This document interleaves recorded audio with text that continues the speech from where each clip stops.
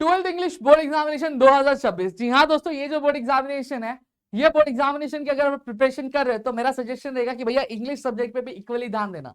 क्योंकि अगर English subject पे अगर इक्वली ध्यान नहीं दोगे तो बाद में होता ये है कि आपकी इंग्लिश सब्जेक्ट ही आपका ओवरऑल परसेंटेज का गिरा बैठता है। रीजन क्या होता है? रीजन यही होता है कि जो दोस्त होता है हमारे ध्यान नहीं देते। इसलिए बोलूंगा भैया, हाथ जोड़ के रिक्वेस्ट करूंगा कि भैया ध्यान दो, चीजों पे समझो, क्लियर करो। समझ में आ गया? हम स्टार्ट करते हैं।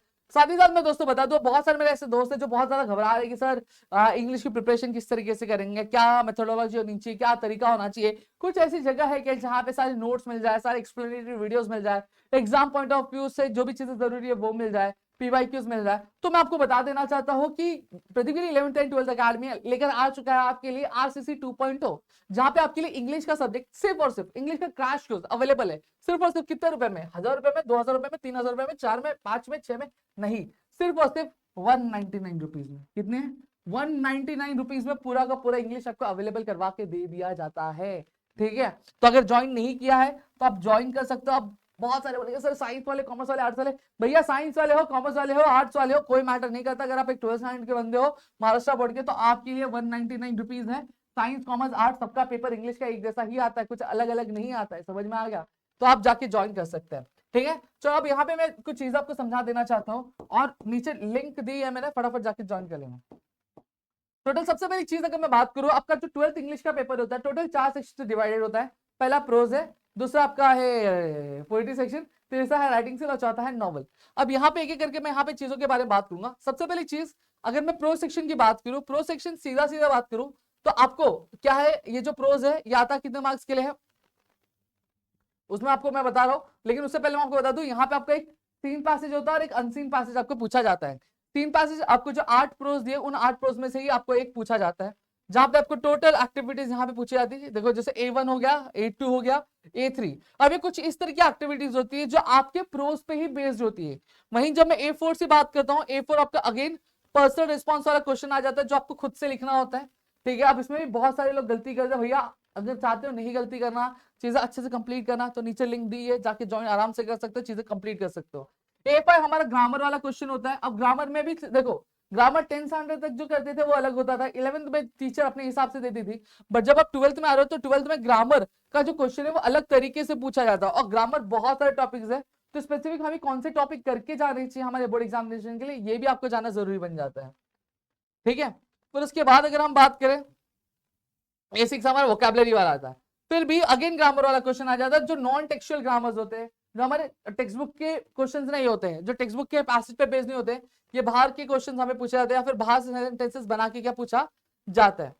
फिर यहीं पे अगर हम बात करें, फिर अगेन आपका क्वेश्चन नंबर 2A, यहाँ पे ये अगर हम बात करें, ये आपके 12 मार्क्स के लिए पूछा जाता है। अब अगेन पहला वाला 16 मार्क्स के लिए पूछा गया था, अब ये 12 मार्क्स के लिए। अब यहाँ पे भी सेम क्वेश्चन सारे जैसे हमें सीन पैसेज में थे वैसे ही देखने मिलते हैं। बस यहाँ पे एड ऑन क्या हो जाता है, दो चीजें ऐड हो जाती है हमारे इस पर्टिकुलर क्वेश्चन में।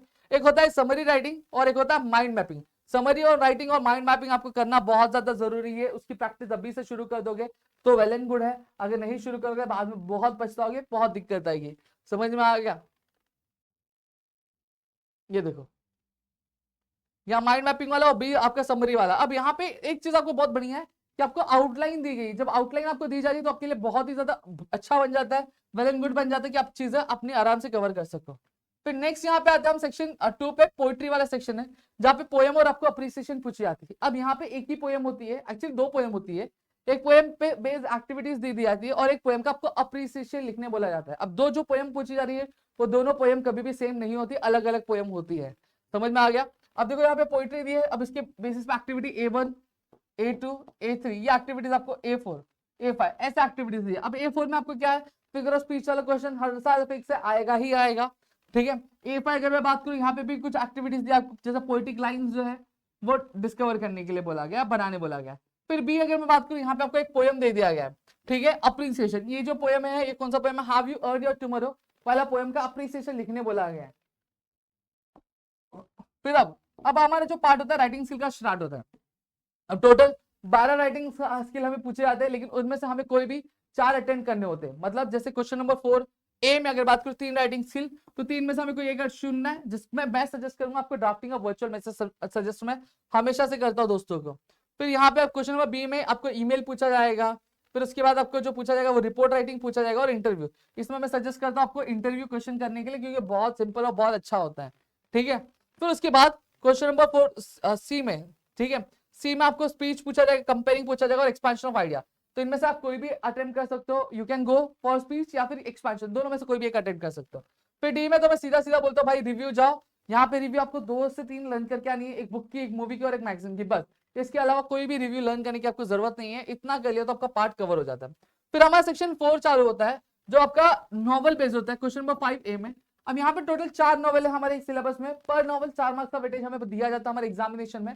अब यहाँ पे अगर हम बात करें, पहले नॉवल में से आपको ऑब्जेक्टिव टाइप क्वेश्चन पूछे जाएंगे, बाकी दूसरा, तीसरा, चौथा, ये जो नॉवेल्स होंगे इन सभी में आपको क्या, आपको डिस्क्रिप्टिव टाइप ऑफ क्वेश्चंस क्या पूछे जाएंगे, जिसका आंसर आपको लिखना रहेगा, ठीक है।